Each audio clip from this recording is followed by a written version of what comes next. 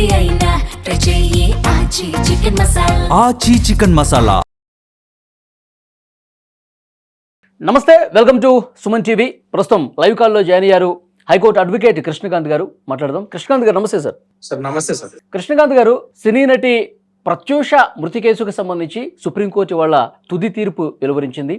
నిందితుడు సిద్ధార్థ్ రెడ్డి ఎవరైతే ఉన్నారో అతను వెంటనే లొంగిపోవాలి. హైకోర్టు గతంలో ఇచ్చిన తీర్పుని సమర్థిస్తూ ఈ ఆదేశాలు జారీ చేసింది. అయితే గతంలో హైకోర్టు తన జైలు శిక్షను 2 ఏళ్లకు తగ్గించింది. 50,000 రూపాయలు జరిమానా విధించిన పరిస్థితి కూడా మనం చూసాం. అయితే ప్రత్యూష తల్లి ఇప్పటికీ కూడా సుప్రీంకోర్టు తీర్పును నేను గౌరవిస్తున్నాను, అయితే మా అమ్మాయికి మాత్రం ఈ రోజు వరకు న్యాయం జరగలేదు అని ఇంకా బలంగా చెప్తోంది.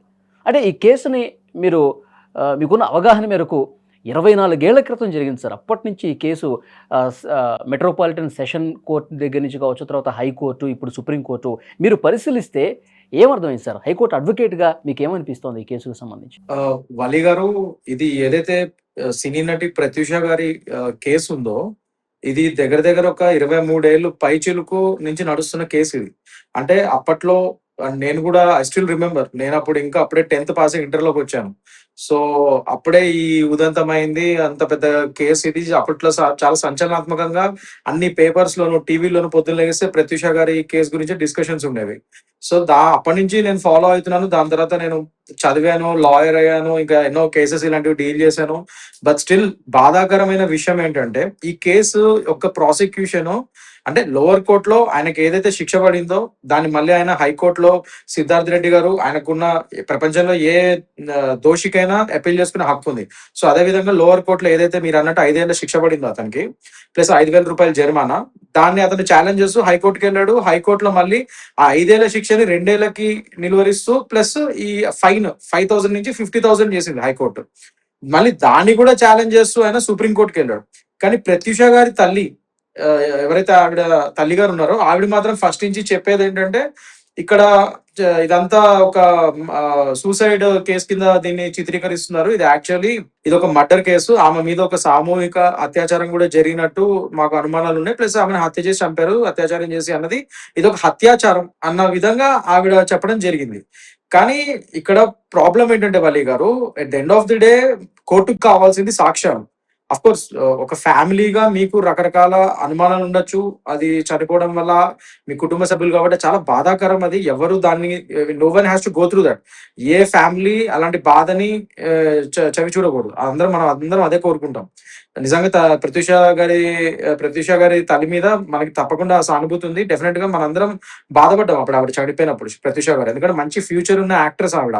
అప్పుడే పైకి వస్తున్నారు, మంచి సినిమాలన్నీ తెలుగు తమిళ్లో చేస్తున్నారు ఆవిడ, మంచి పేరు వస్తుంది ఆవిడకి. అప్పుడే ఇలా చనిపోవడం అనేది చాలా బాధాకరం. కానీ at the same time, at the end of the day చట్టం అనేది ఏంటంటే అక్కడ సాక్ష్యాధారాలు ఇంపార్టెంట్. సో ఆ టైంలో అప్పుడున్న క్రైమ్ సీన్ లో అసలు అక్కడ ఏం జరిగింది ఏంటి, యాక్చువల్ గా అక్కడ వీళ్ళు పోలీస్ వారి ఇన్వెస్టిగేషన్ లో చెప్పింది ఏంటంటే, ఇది ఒక సిద్ధార్థ్ రెడ్డికి ప్రత్యూష గారికి ఒక లవ్ అఫేర్ ఉంది, ఒక లవ్ చేస్తున్నారు ఇద్దరు. సో ఇంట్లో ఇరువురు ఫ్యామిలీస్ ఒప్పుకోకపోవడం వల్ల ఇద్దరు ఇంకా సూసైడ్ చేసుకున్నారు, సూసైడ్ అటెంప్ట్ చేశారు. కానీ ఆ సూసైడ్ అటెంప్ట్ లో వీళ్ళు ఒక పెస్టిసైడ్ తాగారు, కూల్ డ్రింక్ లో పెస్టిసైడ్ కలుపుకొని తాగారని చెప్పి అది రిపోర్ట్ చెప్తుంది. సో ఆ పెస్టిసైడ్ తాగడం వల్ల ఇద్దరు తీసుకున్నారు ఆ పెస్టిసైడ్ ని. కాకపోతే ఈవిడ హాస్పిటల్ వెళ్లే దారిలోనే ప్రత్యూష గారు చనిపోవడం జరిగింది. కానీ సిద్ధార్థ్ రెడ్డి మాత్రం ఆయన బతికాడు, ఆయనని హాస్పిటల్లో కాపాడటం జరిగింది. దాని తర్వాత ఒక 10 days 12 days ఎన్నో డేస్ ఆయన హాస్పిటల్లో అడ్మిట్ అయ్యి దాని తర్వాత డిశ్చార్జ్ అయ్యి బయటకు వచ్చాడు ఆయన. సో దాని తర్వాత ఆయన మీద ఈ abetment suicide and suicide attempt ఏవైతే అప్పటి ఐపీసీ సెక్షన్స్ ఉన్నాయో దాని ప్రకారంగా సెక్షన్స్ వేశారు. ఎందుకంటే సూసైడ్ అటెంప్ట్ చేయడం కూడా ఒక నేరమే, అట్ ద సేమ్ టైం అవతల వ్యక్తిని కూడా ప్రేరేపించడం సూసైడ్ చేసుకోమని తనతో పాటు, అది కూడా ఇంకా పెద్ద నేరమే. సో దాని ప్రకారంగా అతనికి ఆ సెక్షన్స్ వేయడం జరిగింది ఆ ఇన్వెస్టిగేషన్ ప్రకారం. సో దాని పరంగానే ఆ ట్రైల్ నడిచింది. కానీ ఇక్కడ ప్రత్యూష గారి తల్లి గారు ఏమంటారంటే, ఇది చాలా తప్పిది, ఇది యాక్చువల్ అక్కడ సామూహిక అత్యాచారం జరిగింది ఆవిడ కూతురు మీద. ప్లస్ చేసిన తర్వాత ఆవిడని చంపేశారు, గొంతు నులిమి చంపేశారు అని అన్నారు. దానికి అనుగుణంగానే అప్పట్లో డాక్టర్ మునిస్వామి, ఎవరైతే ఈ కేసుని పోస్ట్ మార్టం చేశారో ఈ ప్రత్యూష గారి బాడీని, ఆయన ఇచ్చిన రిపోర్ట్ ఏంటంటే ఆస్ఫిక్సియేషన్ ఛాన్సెస్ ఉన్నాయి, స్ట్రాంగులేషన్. ఆస్ఫిక్సియేషన్ అంటే ఊపిరాడక చనిపోవడం. సో స్ట్రాంగులేషన్ కొద్ది చేతి మరకలు ఏవో ఉన్నాయని, అదని ఇదని కొద్ది వదంతులు వచ్చాయి. ఆ రిపోర్ట్లు ఉన్నాయని చెప్పి అప్పుడు వచ్చాయి. At the same time genital parts మీద ఇంజురీస్ ఉన్నాయి, అంటే మర్మాంగాల మీద, ప్రైవేట్ పార్ట్స్ మీద ఇంజురీస్ కూడా కనబడ్డాయి అన్నది ఆయన రిపోర్ట్ అన్నది ఈ డాక్టర్ మునిస్వామి గారి రిపోర్ట్ అని చెప్పి స్పష్టంగా వచ్చింది. ఇవి బలంగా ఇవి ఉన్నాయని చెప్పిందా సార్? అంటే మునిస్వామి గారి రిపోర్ట్ అయితే చెప్పడం జరిగింది సార్, బీయింగ్ ఏ డాక్టర్ అని చెప్పారు. కానీ అక్కడ ప్రాబ్లం ఏమొచ్చిందంటే ఆయన ఆయన ఇచ్చిన రిపోర్ట్ ని ఆయన వాంగ్మూలం, ఇప్పుడు డాక్టర్స్ రిపోర్ట్ ఇస్తారు కరెక్టే, కానీ కోర్టుకు వచ్చి మళ్ళీ వాళ్ళు వాంగ్మూలం ఇవ్వాలి, ఈ రిపోర్ట్ కరెక్టే, నేను ఈ క్రాస్ ఎగ్జామినేషన్ స్టేజ్ వస్తుంది కోర్టులో, ఈ కేసు ట్రయల్కి వెళ్ళినప్పుడు ఆ క్రాస్ ఎగ్జామినేషన్ కి వాళ్ళు అటెండ్ అవ్వాలి. సో మునిస్వామి గారు రాలేదు, ఎందుకంటే ప్రాసిక్యూషన్ విట్నెస్ కింద first of all government pleader గానీ ఆ కేసు సంబంధించి ఎవరైతే డీల్ చేస్తున్నారు the state has not summoned him, ఆయన పిలవలేదు, అసలు ప్రాసిక్యూషన్ విట్నెస్ కింద అతను పిలవలేదు. పిలవనప్పుడు అతను వచ్చి వాంగ్మూలం ఇవ్వడు కదా, అతన్ని ఎందుకు పిలవలేదు అంటే పోస్ట్ మార్టం చేసింది ఆయనే, రిపోర్ట్ రాసింది ఆయనే, మరి ఆయన పిలవాల్సిన అవసరం ఉంది కదా.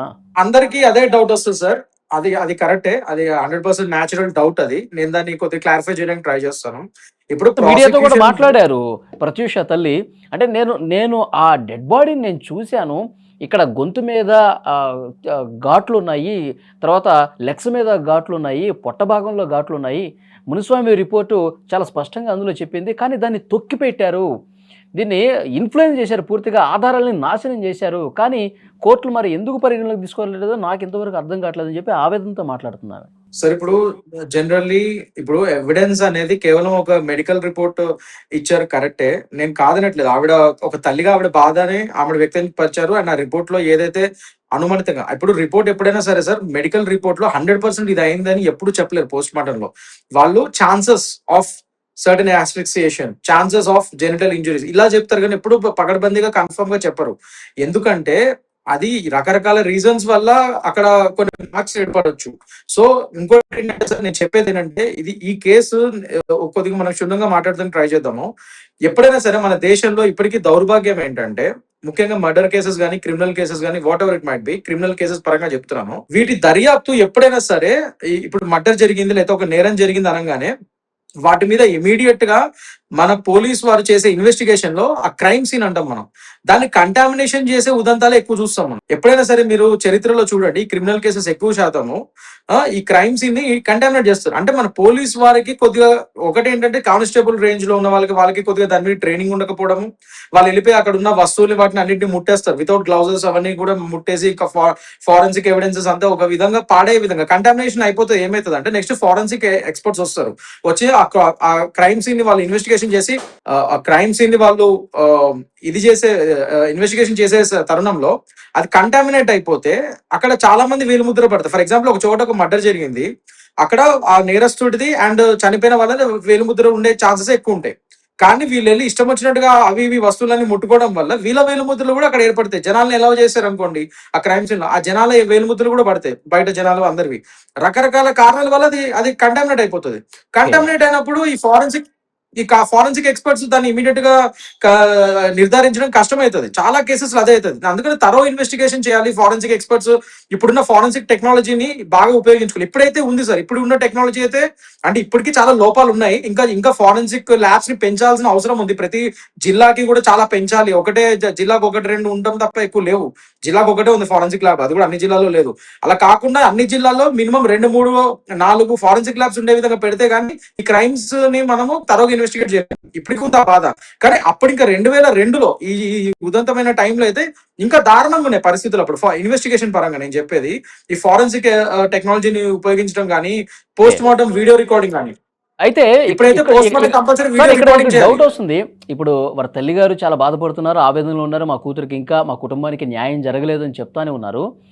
అయితే సామూహిక అత్యాచారం జరిగిందా లేకపోతే ఇంకోటి జరిగిందా అని వారి అనుమానం వ్యక్తం చేస్తున్న నేపథ్యంలో, కానీ ఇక్కడ నిందితుడిగా ఉన్నటువంటి ఈ సిద్ధార్థ రెడ్డి కూడా ఆ రోజు కూల్ డ్రింక్లో పురుగుల మందు కలిపి ఎదురు తాగినటువంటి పరిస్థితి ఉంది. మరి ఇక్కడ ఎట్లా అతను చేసుంటాడు? అతను కూడా తాగి ఆసుపత్రి పాలైపోయి 10 రోజుల పాటు బెడ్ మీద ఉండి బయటకు వచ్చాడు కదా, దీన్ని ఎట్లా పరిగణలోకి తీసుకోవాలంటారు? అదే సార్, నేను ఇప్పుడు 100% ఇలాంటివన్నీ మనం బర్డ్స్ ఐ వ్యూలో పైనుంచి చూస్తే మనకు ఖచ్చితంగా అనుమానాలు రేకెత్తడంలో తప్పులేదు. తల్లిగా ఆవిడకున్న ఆవేదన, ఆవిడకున్న అనుమానాలు ఉండడంలో కూడా తప్పులేదు. కానీ ఇక్కడ ఎవిడెన్సెస్ దాన్ని బ్యాక్ చేస్తున్న సరైన సాక్ష్యాధారాలు లేవు. అది ఎందుకు లేవంటే దానికే చెప్తున్నాను, అప్పుడున్న ఫారెన్సిక్ టెక్నాలజీ కానీ, అప్పుడున్న ఈ ఇన్వెస్టిగేషన్ పద్ధతులు కానీ సరిగ్గా లేవు. ఇప్పుడున్న టెక్నాలజీ అప్పుడు లేదు. సో ఇప్పుడు ఇంకా తరోగా చేయగలిగే ఛాన్స్ ఛాన్సెస్ ఉన్నాయి. ఆ ఒక రేప్ జరిగినా ఏమైనా క్రైమ్ జరిగినా ఇప్పుడున్న ఫారెన్సిక్ టెక్నాలజీతో ఇమీడియట్ గా కొద్దిగా మనం కనిపెట్టే ఛాన్సెస్, తరో ఇన్వెస్టిగేషన్ చేసే ఛాన్సెస్ ఉన్నాయి. అప్పుడు అంత లేదు. అంటే నేను ఇప్పుడు అదే చెప్పబోతున్నా సార్. ఇప్పుడు పోస్ట్ మార్టం కూడా అప్పుడు వీడియో రికార్డింగ్ లేదు. ఇప్పుడు ఉన్న సుప్రీం గైడ్ లైన్స్ ప్రకారం ఇప్పుడు తర్వాత పోస్ట్ మార్టం చేసేప్పుడు ఖచ్చితంగా ఇప్పుడు వీడియో రికార్డింగ్ కంపల్సరీ చేశారు ఇప్పుడు. సో ఇలాంటి చాలా చేంజెస్ వచ్చాయి. దాని వల్ల ఇప్పుడు కాస్త బెటర్ ఇన్వెస్టిగేషన్ చేయగలుగుతున్నారు ఇదివరకు అంటే ఇప్పటికి ఇంకా చాలా చేంజెస్ రావాలి మన సిస్టమ్ లో. బట్ అప్పటితో కంపేర్ ఇప్పుడు కాస్త బెటర్ అంటారా, అప్పుడు ఇంకా దారుణంగా ఉండేది పరిస్థితి. సో అలాంటప్పుడు ఆ పోస్ట్ మార్టం రిపోర్ట్ ఏదైతే డాక్టర్ మునిస్వామి గారు ఇచ్చారో దాంట్లో చాలా అవకతవకలు ఉన్నాయి, చాలా అన్ప్రొఫెషనల్ గా ఉంది. సరిగ్గా ఆయన ఇచ్చిన రిపోర్ట్ లో సరైన ఆ రిపోర్ట్ ఉట్టిగా ఇచ్చేస్తే సరిపోదు కదా సార్, దాని తగ్గట్టుగా ఆయన బ్యాకప్ ఇవ్వగలగాలి. ఇది ఖచ్చితంగా ఇది అని చెప్పి అది చూపించగలగాలి. అలా రిపోర్ట్ ఇచ్చారు కానీ సరైన ఆధారాలు చూపించలేకపోయారు. అండ్ ఇంకోటి ఇది ఇలా ప్రత్యూష గారి తల్లి గారు ఇట్లా అన్నారు కాబట్టి నెక్స్ట్ సిబిఐకి ఇచ్చారు అది ఆ కేసుని. సిబిఐ వాళ్ళు కూడా దాన్ని దర్యాప్తు చేశారు. అది కాకుండా రాష్ట్ర ప్రభుత్వం అప్పట్లో సిట్ ఏర్పాటు చేసి అట్లా ఇలాంటి స్పెషల్ టీమ్ ఒకటి పెట్టి మళ్ళీ ఇంకోసారి తరో ఇన్వెస్టిగేషన్ చేసి ఆ రిపోర్ట్ డాక్టర్ మునిస్వామి రిపోర్ట్ చెప్తుంది నిజమా కాదని చెప్పి మరి ఎక్స్పర్ట్ రివ్యూ కూడా పంపించారు. 3 మెంబర్స్ ఎక్స్పర్ట్ కమిటీ రివ్యూ కూడా పంపించారు. పంపిస్తే కెమికల్ అనాలిసిస్ చాలా అవకతవకలు ఉన్నాయి. ఆయన ఇచ్చిన రిపోర్ట్ లో ఏదైతే దెబ్బలు తగిలాయి ఆ మర్మాంగాలకి ప్లస్ టాక్సికాలజీ రిపోర్టు ఈ విషయం ఏదైతే వాడారో అది ఆ సిమ్టమ్స్ పరంగా కానీ ఇంకోటి మెడికల్ అనాలిసిస్ ఆయన చేసింది అవన్నిట్లో చాలా అవకతవకలు ఉన్నాయని చెప్పి ఈ ఎక్స్పర్ట్ కమిటీ 3 మెంబర్స్ కమిటీ వాళ్ళు ఆ రిపోర్ట్ ని కొట్టిపారేశారు. సో దాని వల్ల ప్రాసిక్యూషన్ వారు ఏం చేశారు, మునిస్వామి రిపోర్ట్ ని తీసుకోలేకపోయారు సాక్ష్యం కింద. ఎందుకంటే అది వాళ్ళు సాక్ష్యం కింద పెట్టారు అనుకోండి ప్రాసిక్యూషన్ వారు, పిపి గారు.